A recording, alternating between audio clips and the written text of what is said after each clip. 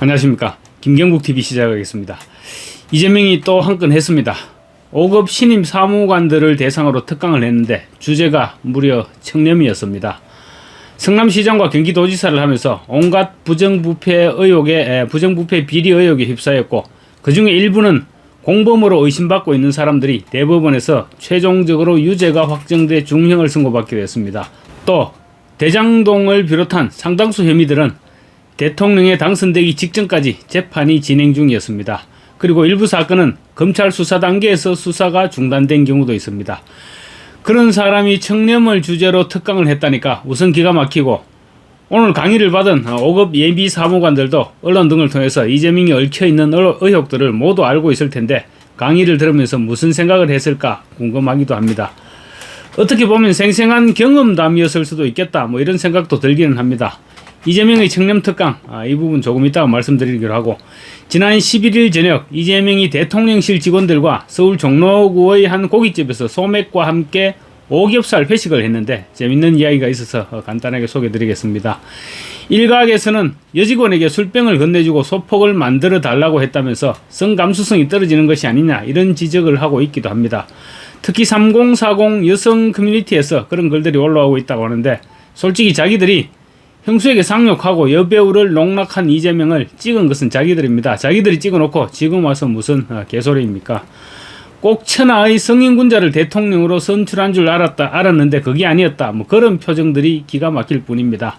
제가 드리고 싶은 말씀은 그런 부분이 아니고, 서빙하는 종업원이 입은 옷입니다. 정확하게 종업원이 입은 옷에 적힌 글귀입니다. You can run, but you can't hide. 도망칠 수는 있어도 숨을 수는 없다는 말이죠. 어떤 상황이나 결과로부터 절대로 벗어날 수 없다는 사실을 강조할 때 사용하는 표현입니다. 너무 절묘하지 않습니까? 이재명은 지금은 대통령이 되어서 진행 중인 재판도 대북 불법 송금 재판만 제외하고 모두 중단이 됐습니다. 중단이 됐고, 또 대북 불법 송금 재판 역시 공판 준비기일 22일 공판 준비기일 이후 아마도 재판이 중단될 가능성이 높습니다. 그런데 과연 그게 끝일까요? 부정선거 논란에 불이 지펴지고 있고, 대북 불법 송금과 관련한 유엔과 미국의 제재 논의가 이제 코앞으로 다가오고 있습니다. 또 모스탄 대사는 이재명의 어릴 적 끔찍한 범죄 행위의 증인과 증언을 확보하고 있다고 합니다. 트럼프는 이재명을 대통령으로 인정을 하지도 않은 채 관세율 25%를 통보했습니다. 그러고는 한미 정상회담은 철저하게 외면하고 있습니다. 이 상황이라면 대미 수출 기본관세 25%를 피할 수 없어 보입니다. 대한민국 경제에 심각한 타격이 불가피해집니다. 피할 수 있다면 무조건 피해야 할 상황인데, 이재명이 대통령으로 있으면 피하기가 어렵지 않겠느냐, 이런 불길한 전망이 자꾸만 유력해지고 있습니다. 25% 관세가 시행돼도 이재명의 지지율이 과연 60%를 넘나들까요? 지지율이 곤두박질 치면 도덕적 정당성이 결여된 이재명은 순식간에 바닥으로 추락할 것입니다.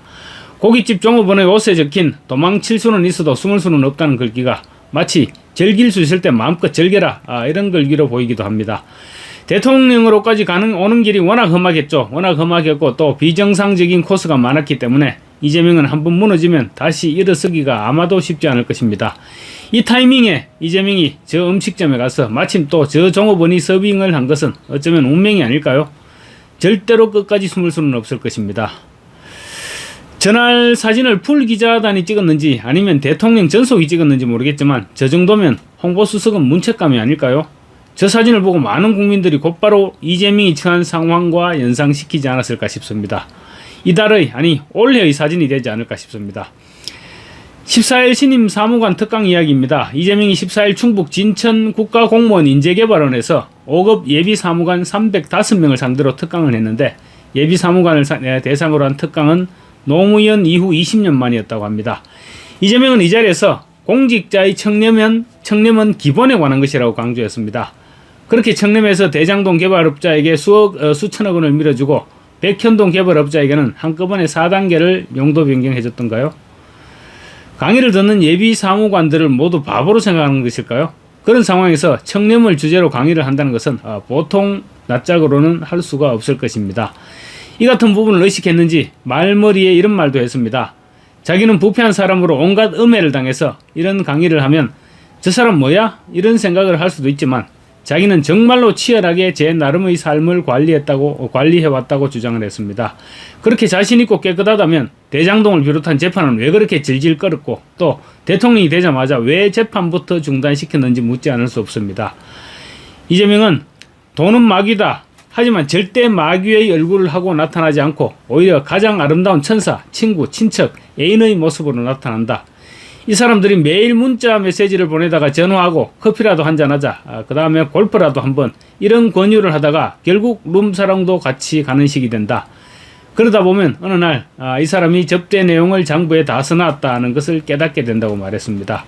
그러면서 현금으로 준 것은 증거가 안 남으니 현금을 찾으면 띠지를 떼고 고무줄로 말아서 준다고 하더라. 띠지에는 은행 창구 직원의 도장이 찍혀 있다. 그것을 다 모아서 이건 누구 사무관 준 것이다 이렇게 다 써놓는다고 말했습니다. 마치 직접 경험한 것처럼 쌩쌩한 이야기를 하고 있는 것입니다. 또 위험한 시기가 되면 그 업자의 태도가 돌변한다. 어느 날 우리가 남이가 네가 나한테 이럴 수 있나? 나이도 어린 게 말이야. 이렇게 나온다면서 그때는 이미 코가 깨어있다. 내 인생이 아니다 라고 설명을 했습니다. 이어서 특수부 검사들이 조사하는 기법이 이처럼 관가에서 놀고 있는 업자들을 조사하는 것이다. 돈이 이렇게 무서운 것이다. 이를 조심하면 여러분 인생이 편안해질 수 있다면서 거듭 청렴을 주문했습니다. 그리고 돈 벌려면 기업으로 가는 것이 좋겠다. 창업을 하는 것이 낫겠다라고 말하기도 했습니다. 그러면서 본인이 공직자를 발탁하는 기준으로 가장 중요하게 여기는 것은 능력보다 방향이라면서 공직자로서 국가에 충성하고 국민을 사랑하는 마음, 기본 자세가 중요하다고 말했습니다. 이렇게 말과 행동이 다른 것입니다. 이번 이재명 정부 1기 내각 인선을 보면 어디를 봐서 국가에 충성하고 국민을 사랑하는 마음이 느껴집니까? 국무총리부터 엉망진창이었고 가까이는 강선우 여성가족부 장관 후보자는 갑질을 하다가 들통나니까 갑질을 당한 사람들을 고발하겠다고 나선 사람입니다. 정동영 통일부 장관은 북한이 주적이 아니라고 하는데 이런 사람이 국가에 충성하는 사람입니까? 전과사범에 5개의 재판을 받다가 대통령이 된 사람이 청렴특강이라니 정말 웃어야 할지 울어야 할지 모르겠습니다. 감사합니다.